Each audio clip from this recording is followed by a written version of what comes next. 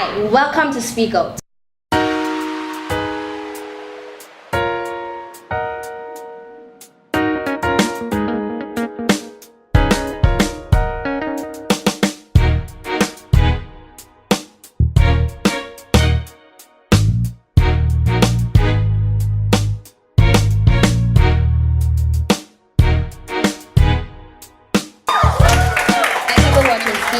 Hi, welcome to Speak Out. I am your girl Natsina Dawkins, and today we'll be discussing the struggles that are affecting us youths. Our first guest is none other than Courtney Lopez.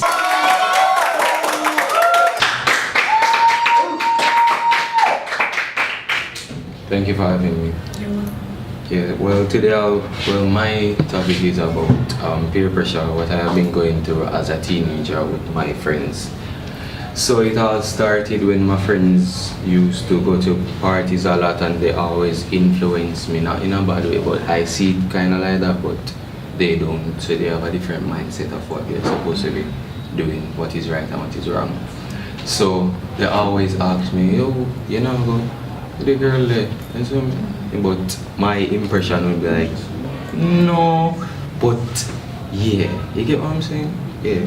So I just do it to impress them because they're my friends, right? I look up to them, I know them from I'm small, so that's how me grow around them. So when they ask me all those things I should be doing, I always say no, or might be another time, or make up an excuse of, so not like a waste man, is what I say, or a bored man. So why it's so hard to tell your friends the truth? Yeah, it's hard for me to tell my friends the truth, because I already have a character around them that I always portray. So if I am to change being that character around them, it would create a different impression that, oh, I'm better than them or too hype. Also, you're trying to please your friends, and yet still you're feeling sad about it, and you're not truly being the true you. Yeah, so I would look at it like that. I see, but I just tell myself that it's not that way. It's just who I am, it's just how I am. I do stuff out of a good heart to please people, but I see that it's affecting me in the long run. So what you think you could do to change that? Well, I've been having a few ideas about what I can do, but I'm not sure as yet, because What are those ideas? Yeah, one of them is like I should go and confront the one that I'm closest to, like one of my friends, Rajmar. I go to him and tell him so we can confront others. I mean, very, very close. I think you should do that, because if you are not being you, then you're not going to be happy, and that's not authentic. So you should face them and say, yo, this is the thing, and you just either you want to do it to peers or other person, but you should do it. All right. So here we have it with Courtney, who's pretending to have sex just to fit in with his friends. Our next guest is none other than Kimberly Newman.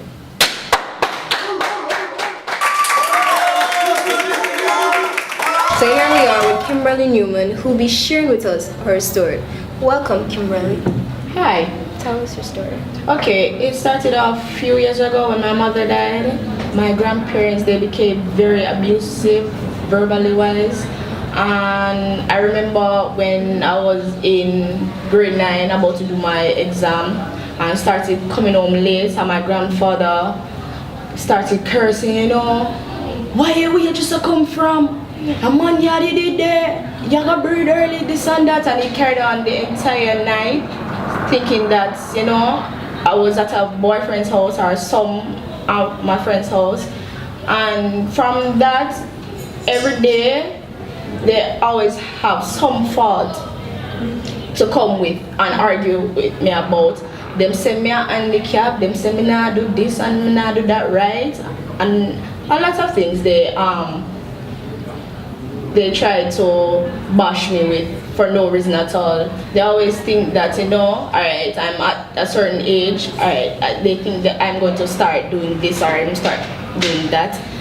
One of the things that really hurts me is that they're not very encouraging of me being at school or continuing with school, actually, because their children, they graduated from high school and afterwards they look work, and I chose to go back to school to get my A levels and so forth. So their intention is, you left high school, you must go look work, they help your little brother. So have you tried anything to suggest to them that I am a good kid and can make a better future? No, because due to how I know who they are, I can't really tell them anything. I have to find other sources to tell them that I'm going through XYZ and my grandparents are like this and are like that. So what is your ways of communicating with your grandparents? Well, I don't, the things that they discourage me with, I still go ahead and do them and, keep quiet because I know that no shape and form they will support me in that. So basically, I just leave them alone. I don't even try to tell them anything. Also, because of the verbal abuse, it is a poor communication among you and your grandparents. Yes, and my grandfather, on the other hand, he has this thing where he claims to say he hates girl children. I don't know why, because all girl children are a problem. They want to breed early and have pitney and cause problem and all these things.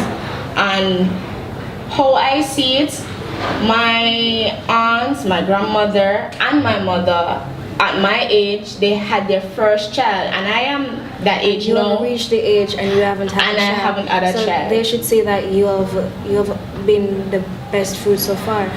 Well, they still don't think so. They're still expecting me to but have a boyfriend some way, somehow, and have that child. They're like watching me, and always find something negative to say. I think like parents sometimes is like they view children out of their own background and where they're coming from, and it's just your responsibility to tell them that guess what, you can't view me from your camera and your eye. I can only view myself from where I am at now, and they're not seeing that we're in a different time.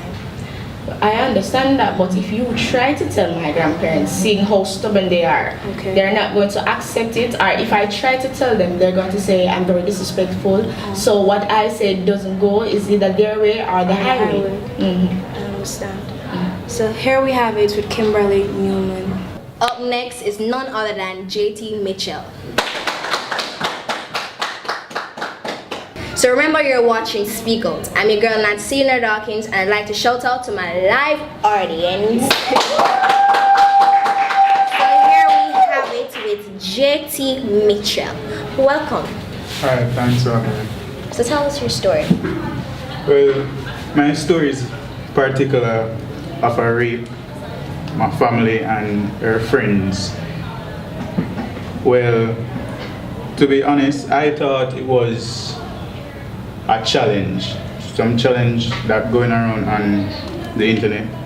So one day my sister came to me and said, if I try this tie-up challenge, and I'm saying no. She says it's cool and things. So I told her one day I wanted to try it. So we went to her house on the same day. Her friend was there. Her friend, well, I knew her friend from a long time.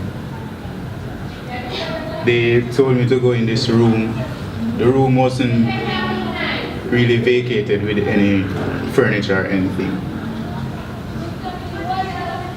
Parents was there and things.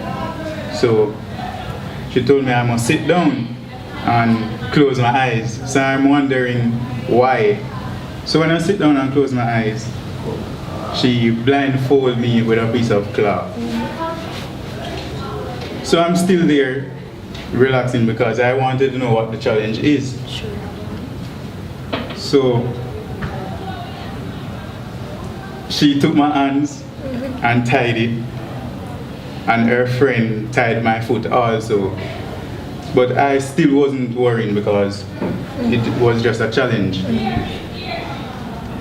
So when I started to feel like her hands taking off my shirt, I was shouting out and say what you're doing and think.